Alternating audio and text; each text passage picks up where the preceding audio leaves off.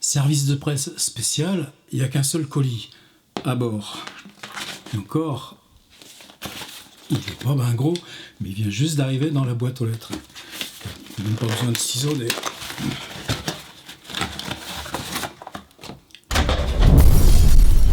Il y a quelqu'un qui m'avait dit que ce serait bien que ça fasse plus de bruit quand ça tombe. Ben les voilà. C'est toujours un petit peu magique.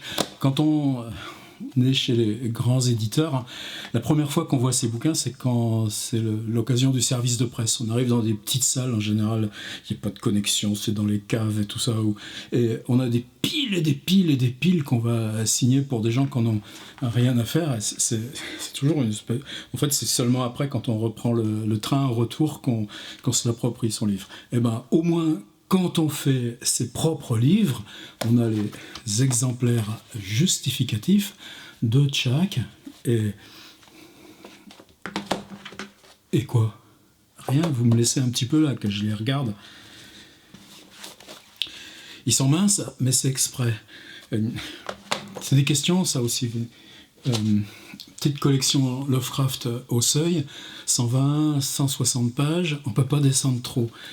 Par contre, il y a ce petit format qui est chouette. Moi, je peux pas faire plus petit là, dans ma collection, c'est du 5 pouces sur 8 pouces. Si je pouvais faire plus petit, je descendrais encore. Mais tel quel, ça me convient bien déjà. En même temps, j'ai envie aussi de vraies éditions. C'est des questions, par exemple, par rapport au Lovecraft du seuil. On décide de les mettre direct en poche, donc 6 €, ils vont aller partout, dans les Fnac, dans les gares et tout ça. En même temps, ça reste une fabrication de poche. Qui est bien foutu, c'est hyper pro, tout ce qui est... La conception technologique d'un livre de poche, c'est énorme. Mais revenir comme ça, à travailler dans l'édition... comment est-ce que ça a un nom ? Non poche. Bon, avec une qualité de papier, avec une qualité de couverture... Là, avec les Lovecraft Seuil, on sort direct poche. Et ben, j'ai décidé que mon travail sur Lovecraft aurait aussi la chance d'une édition principale avant éventuelle reprise poche. De toute façon, j'ai le temps avec le Seuil sortent en mars prochain, Chuchotement dans la nuit d'un côté, La maison maudite de l'autre. Et là, cet été, j'ai traduit Rêve dans la maison de la sorcière. Et il y a longtemps que je ne m'étais pas fait attraper comme ça par un texte. Je vais vous en reparler. L'autre, c'est un texte que j'avais traduit il y a déjà 2 ans, mais auquel je suis très attaché. C'est un texte très court, une 30aine de pages. C'est avec cette histoire-là, tiens, commençons tout de suite avec lui. C'est ce terme de l'année où Lovecraft est à New York. Ça, on a ce document des lettres écrites au jour le jour, comme ça, où il enregistre ses balades, ses rencontres, normalement, son copain, par exemple, George Kirk, qui a aussi laissé... là, on a la correspondance avec sa fiancée de Cleveland, donc on a aussi bien des traces. On a aussi son portrait de celui qui a été son ami le plus proche, Frank Belknap Long. Donc on la connaît bien, cette année de Lovecraft à New York. Et l'été dernier, à Providence, j'avais pu travailler sur son diary, c'est-à-dire ce petit carnet très serré, où il note comme ça, jour par jour, heure par heure, ce qu'il mange, comment il dort, ce qu'il lit, qu'est-ce qu'il fait, où il va marcher. Et pile cette nuit, c'était la nuit du 10 au 11 août 1925, et il se réveillait souvent l'après-midi. Le soir, il traverse le Brooklyn Bridge et va se promener dans tout ce vieux quartier du Greenwich Village, Bleecker Street, etc. Et au matin, prend le premier ferry pour Staten Island, là traverse en bus, reprend un ferry qui l'amène à Elizabethville, ou Elizabeth, je sais pas comment on dit, dans le New Jersey, mais qui est un endroit où il avait même pensé avec son épouse Sonia s'établir.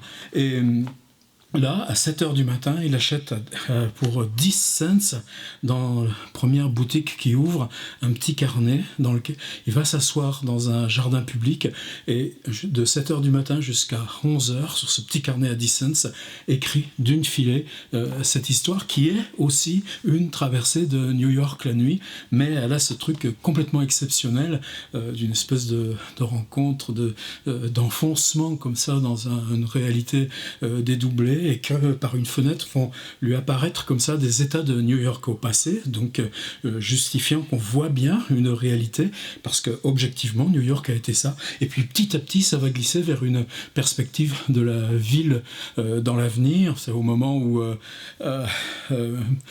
comme Michael Colas décrit dans Delirious New York, New York Délire, c'est-à-dire ce moment où quand le Manhattan des années 1920 pousse, on pense même pouvoir faire une espèce de ville qui relierait les 10e étages de tous les bâtiments. On est juste 2 ans avant l'achèvement de l'Empire State Building, et ce texte de Lovecraft est à la fois quelque chose de central parce qu'il pose la question de la modernité, de son refus de la modernité, de sa juste après, 2 mois plus tard, il quitte New York définitivement et pose la question de la ville, du regard sur la ville, de la possible description de la ville, et ça se fait dans une prose poétique assez hallucinante, mais qui reste toujours comme ça dans cette possibilité poétique de la prose. Donc ce texte pour moi est central pour comprendre Lovecraft.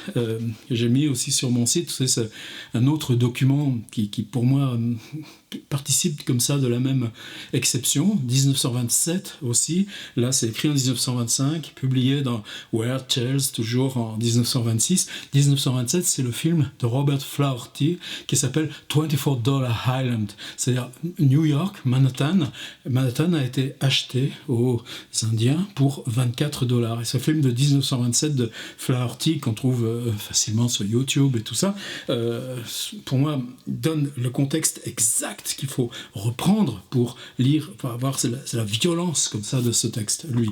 Et j'avais envie ce texte de le traiter, non pas comme inséré comme on a pu le faire au seuil avec Dagon, mais je ne le vois plus ici, où on a rassemblé plusieurs textes, mais uniquement ce texte. Et pour ça, je le présente en bilingue, version anglaise, version française. Et je crois que c'est bien parce que, évidemment, Lovecraft, c'est compliqué à traduire, sinon on le ferait pas. En même temps, il y a ce travail de narration qui est toujours qui donne comme ça le pulse, mais faire en sorte que la version anglaise vous permette une sorte d'arrêt, de retour amont, comme ça dans l'intérieur du récit, de le prendre le récit comme quelque chose qui avance comme ça à tâtons, qui ne sait pas ce qu'il y a juste après. Ça pour moi, c'est même en traduisant, c'est une loi comme ça de Lovecraft, c'est-à-dire que chaque phrase, la phrase quand elle avance, quand elle s'établit, ne sait pas ce qui va la suivre. Et c'est dans ce mouvement comme ça de tout contenir, sans rien qui puisse déborder, que se fabrique comme ça la tension pièce après pièce, la tension presque statique des récits de Lovecraft. C'est un des éléments que j'apprends aussi. Donc voici, plaisir personnel, mais justement, je suis chez moi. Lui, première édition bilingue, plus une introduction que j'ai faite, justement, manière de réfléchir, de contextualiser. Et là, vous voyez, le fond est bleu. Je l'ai mise dans ma collection de traductions, où j'ai le Commonplace Book, où va venir aussi ce que j'appelle Remembrance, c'est-à-dire un carnet d'écriture, où Lovecraft ne parle que d'écriture, qui date de 1933, mais on a le temps, ça va être le prochain boulot. Et je ne sais plus le prix de vente, mais enfin, en tout cas, c'est dans les 8 €. Et puis, j'ai cette autre collection qui est aussi une espèce de rêve, mais c'est ça en ce moment qui m'excite comme un pou, c'est le droit ou la possibilité de se faire plaisir. J'ai toujours été attiré par le fantastique, ça date de ma première découverte d'Edgar Poe ou Jules Verne dès l'âge de mes 8 ou 10 ans. Et donc j'ai ouvert une collection qui s'appelle Carnet Noir. Et celle-ci, elle est noire de chez Noir. Et celle-ci, j'ai pris une couverture brillante, alors que là, c'est une couverture mate. Sinon, c'est le même schéma. La tête de Lovecraft, truc comme ça. Et donc mes rêves dans la maison de la sorcière. Et c'est de ça dont je voulais, là, maintenant, tout de suite, parler. J'en ai encore plein des Lovecraft à traduire. Je me suis déjà donné comme terme que le dernier que je traduirai, ce sera The Dreamcast of the Unknown Kadath, la quête par le rêve de la Kadath inconnue. Cette espèce de texte complètement lyrique, mais qui ne tient comme ça que par cette poétique de la prose. Bon, je crois que je ne suis pas armé encore, mais que ça viendra. Forcément, là, je vais commencer The Dunwich Horror, l'horreur de Dunwich, mais bon, il y en a quelques dizaines encore. Et pour moi, Rêve dans la maison de la sorcière, c'est pas que je l'avais un peu négligé, je savais qu'il serait sur la route. C'est un texte ultra célèbre pour les Lovecraftiens, c'est une landmark, c'est une espèce de balise aussi. Pourquoi ? Parce que Lovecraft, il y a Providence, au-dessus il y a Boston, et juste au-dessus commence, c'est peut-être certains d'entre vous ont des souvenirs de ce film Sleepy Hollow, commence cette partie de la Nouvelle-Angleterre, ces régions de plus anciennes colonisation, et avec la ville de Salem, la ville de Marblehead, qui dès le XVIIe siècle ont été un petit peu comme ça, correspond, si vous avez lu la sorcière de Michelet, enracine comme ça ces traditions. Et toute sa vie, Lovecraft, dès qu'il avait un ami qui venait le visiter à Providence, qui pouvait bénéficier de la voiture de l'ami en question, c'était partir leur montrer Salem, aller à Marblehead. On a plusieurs récits, par exemple j'ai publié aussi l'Innommable, c'est ce narrateur qui est très bizarre parce que c'est un jeune auteur de nouvelles, une espèce de projection comme ça, qui sont assis dans le cimetière de Salem sur une tombe, et puis il y a cette espèce de maison qui les surplombe, puis évidemment tout s'enchaîne et va se nouer ensemble. En 1925, dans cette année de New York, Lovecraft passe des journées entières à la Public Library, c'est la grande bibliothèque qui est sur le bas de la 5e avenue, près de Times Square, et lit massivement tous ces livres comme ça de sorcellerie, de procès, de tradition de l'occulte, et ça devient évidemment structurant. Simplement, la qualité du fantastique de Lovecraft, partout ailleurs, c'est que précisément le fantastique, l'horreur, naît de la proximité immédiate avec le plus ordinaire. Et elle n'a pas de figure, elle n'a pas de forme comme ça peut vous prendre dans l'abîme du temps, par exemple, par une amnésie. Dans Cthulhu, c'est juste comme ça une enquête qui va commencer sur un objet, sur un article de journal, chuchotement dans la nuit, c'est à peine après la catastrophe d'une inondation, des espèces de choses rosâtres comme ça, aperçues dérivant sur les rivières. Ce fantastique-là est puissant précisément parce qu'il part de rien et il ne donne pas figure à ces monstres. Or, Marblehead, Salem sont des villes de réelles tradition sorcière. Comment on peut intégrer ça dans le présent, dans le monde direct? Dans Rêve dans la maison de la sorcière, pas le narrateur, c'est à la troisième personne, mais le personnage qu'on suit comme ça en permanence est un étudiant en mathématiques, c'est-à-dire qu'il voit le monde à travers comme ça son souci à lui qui est d'avancer dans les équations, et dans un contexte que Lovecraft qui était gavé comme ça de littérature scientifique cite avec précision, c'est Poincaré, mais c'est évidemment centralement Einstein qui met sur la place publique la structuration d'un espace-temps, donc d'un espace à 4 dimensions. Vous savez qu'aujourd'hui, Stephen Hawking et tout ça, si on veut penser comme ça le mouvement de l'univers, penser les trous noirs, penser les scintiques et tout ça, on est forcé de passer par des hypothèses de monde à 11 dimensions. C'est-à-dire si on travaille sur des univers à 11 dimensions, on peut, avec la théorie des cordes par exemple, approcher des phénomènes physiques qui ne peuvent pas être décrits autrement. On est dans l'amorce de cette problématique qui nous est évidemment toujours plus que proche, et cet étudiant se confronte à ça. Comment je peux, focus un petit peu mieux, toi s'il te plaît, merci, comment je peux penser à un univers multidimensionnel. Et tout passe, c'est là où pour moi il y a je me suis fait attraper par ce texte.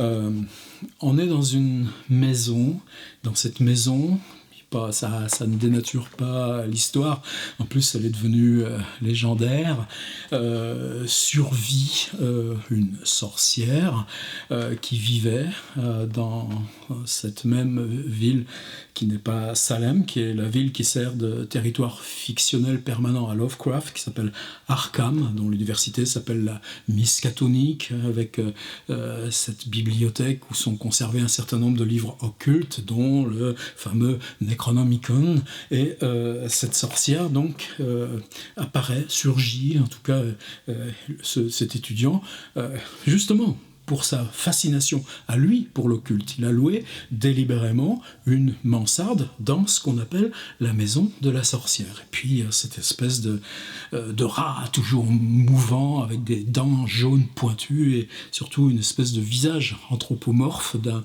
homme barbu et des petites mains comme ça. Et ce rat qui s'appelle Brown Jenkins, une espèce de nom comme ça presque crachat et tout ça, mais ce Brown Jenkins qui est en fait toujours mobile. C'est une espèce de zone de mobilité entre le narrateur et cette figure de la sorcière qui, elle, sera toujours hiératique, immobile et à distance. Donc tout ça est pesé. Et par contre, on est dans un conte, comme le conte d'Andersen, de Dickens. Le conte, c'est que, oui, il faut croire aux sorcières. Et évidemment, la logique de Lovecraft est là. Je n'ai aucune raison de croire à la présence occulte des sorcières. Donc, l'étudiant en mathématiques sera là avec sa rationalité et, justement, sera mis constamment, lui, à l'épreuve de ces expériences qui passent par le rêve et le travail sur ses propres rêves. Et c'est évidemment magistral. Mais c'est vraiment ça, pour moi, qui fait que ce texte est un texte complètement ahurissant, parce que, justement, l'horreur n'est pas une figure abstraite comme dans les autres livres de Lovecraft, mais que l'horreur passe par cette figure réelle de la sorcière et de son Brown Jenkins qui est toujours à fourmiller autour d'elle. Il faudra compenser par quelque chose du monde réel que d'habitude Lovecraft ne va pas chercher. C'est-à-dire que tout d'un coup, la maison va exister, avec ses escaliers, avec ses couloirs. Par exemple, l'étudiant, et un truc complètement hallucinant par rapport aux autres livres de Lovecraft, figurez-vous qu'il mange à heure, pas régulière, c'est pas...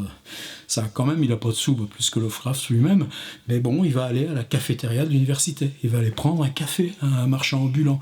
Et puis surtout, cette maison, il y aura le propriétaire et la femme du propriétaire. Puis au rez-de-chaussée, il y a ce Polonais qui travaille dans ces usines de métiers à tisser. Si vous connaissez un peu Providence, Fall River, Pawtucket, qui est juste la banlieue nord de Providence, avec tout c'est structuré par ces énormes usines textiles profitant de la force motrice des rivières. Bon, et tout d'un coup, ce Polonais immigré va être l'intercesseur entre le monde ouvrier et ce monde de la fac, parce que la misère les fait se croiser dans cette même maison qui ressemble à une maison comme où logent les personnages de Dostoïevski ou le père Goriot que Lovecraft... Non, c'est plutôt La peau de chagrin qu'il a bien relu. Mais enfin, en tout cas, cette maison, avec ses étudiants locataires, avec un Québécois aussi, c'est facile chez Lovecraft, utilise toujours les étrangers pour les mauvais rôles, hein, mais bon, c'est pas... Mais elle va se peupler, et elle va devenir hallucinante, hallucinée, et hallucinante. Là, le mot halluciné, je le défends. Voilà, c'est Rêve dans la maison de la sorcière, ça fait 90 pages. J'ai passé mon été à le traduire, et le miracle de ces principes d'édition, c'est qu'on peut passer à l'acte aussitôt. Il n'y a pas à attendre des mois. Le dialogue, on l'amorce, parce que, le boulot, je l'ai fait, j'ai passé des jours et des jours et des jours et des jours et des jours et des jours, mais rares sont les textes qui sont aussi troublants. Allez, on arrive au bout du temps, n'est-ce pas? J'avais envie d'appeler cette vidéo Lovecraft, sorcière et vieilles lunettes. Donc, parution simultanée, vous voyez, c'est mes 2 exemplaires justificatifs. Dans les 2 cas, on est dans les 100-110 pages, ce qui me permet, moi, de mettre un prix comme ça à 8 € maximum. Enfin, peu importe ce genre de truc-là, mais vous savez que sur ces livres qui sont au seuil, qui sont vendus 6 €, mes droits sont à 4%, donc c'est pas des affaires de lucre et tout ça, mais en même temps, est-ce qu'il y a une notion d'économie comme ça dans le partage? Moi, l'économie, elle est pas là, c'est pas les droits d'auteur que j'ai besoin. Ce que j'ai besoin, c'est de lunettes. Les miennes, elles sont moitié opaques. Ça fait 6 ans que je les ai. Elles sont toutes rayées. Et quand je les plie, elles n'arrêtent pas de se déformer comme ça. Elles sont nazes. Il m'en faut d'autres des lunettes et je peux pas me payer mes lunettes. Et ben, j'ai fait le calcul que si je vendais 300 exemplaires de la maison Rêve, 300 exemplaires de Rêve dans la maison de la sorcière, la petite marge que j'aurai sur ce livre, que je considère comme quelque chose où j'ai mis du moi, ça me paiera ma nouvelle paire de lunettes pour Noël. Vous croyez que d'ici Noël, ça se pourrait que 300 personnes aient envie de lire un texte essentiel de Lovecraft qui fait putain plaisir, qui fait putain peur, et c'est le seul où il y a Brown Jenkins, et puis il y a cette espèce de maison incroyable, et puis il y a ce truc sur les rêves qui, franchement, vous met pas à l'aise. Si vous êtes 300 à lire ce livre, à Noël, j'aurai une paire de lunettes, et j'y verrai clair. Collection Carnet Noir, collection Labo de traduction. Et puis merci de votre confiance. Ça fait un sacré plaisir, toutes ces petites images qui circulent via Facebook où on voit les gens qui ont fait cette démarche de cliquer, vous cliquez sur mon site, oui, ça envoie chez Amazon, c'est eux qui gèrent la sécurité du paiement, la sécurité des envois, mais de toute façon, ça fait 5 ans qu'on en parlait, qu'on alertait le monde de l'édition. Pour nous, pour l'instant, c'est le seul outil vraiment disponible pour ça, mais qui change profondément la relation au travail et la relation au lecteur. Vous savez que dans les 2 cas, vous m'envoyez un petit mail, je vous envoie la version numérique en accompagnement. Ça aussi, moi, c'est pas une dédicace de salon du livre ou de machin comme ça, mais ce genre de... même si c'est un tout petit jardin, le rapport peut être beaucoup plus dense. Moi, ce rapport, je veux l'entretenir avec d'autres copains auteurs. J'ai envie de déplacer ce champ comme ça, aussi de la relation de ce qui accompagne un texte, ce qui est le permanent retravail de ce qu'on reconstitue dans soi pour se repartir dans autre chose. Un grand merci.